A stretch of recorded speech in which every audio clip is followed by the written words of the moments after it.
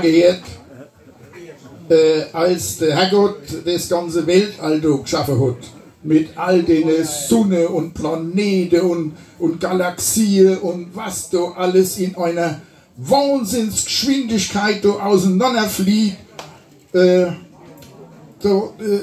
Da sind also stoßen Galaxien aneinander und da explodieren Sterne und die schwarzen Löcher, die jetzt gerade wieder erfasst werden, die verschlingen ganze Planeten und ganze Sterne und irgendwo explodiert auch eine Sonne und an einer anderen Stelle da kommt aus Weltraumstab entsteht eine neue Sonne. Als der Herrgott das so alles geschaffen hat, es war ein bombastisches Schauspiel. Da hat er mir Helfer gestattet, der dürft einen Himmelskörper bauen. Und der hat die Erde gemacht.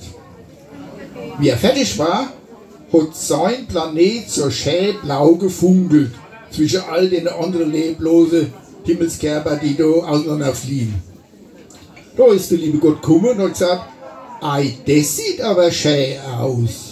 Hat der Helfer gesagt, ja, ich hab mal ganz groß Mühe gemacht und hab mein Planet auch noch mit Leben verziert.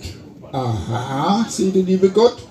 Ja, und damit das alles lebendig bleibt, habe ich zu allem, was ich gemacht habe, Askedel gemacht.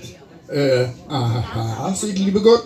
Ja, auf meiner Erde, da gibt es also Himmel und Erd und Wasser und Land und Mann und Frau und von allem, was ich gemacht habe ich Askedel gemacht.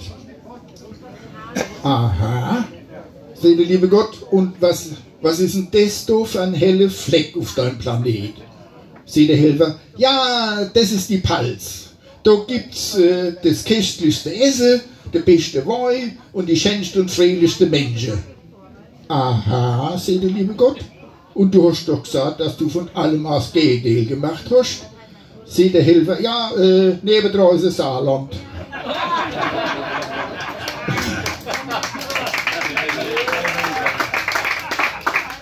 Du hast jetzt aushalten als Saarländer, weißt, dass du öfters wohl Späßchen drüber gemacht wird. Er kann sich wohl revanchieren.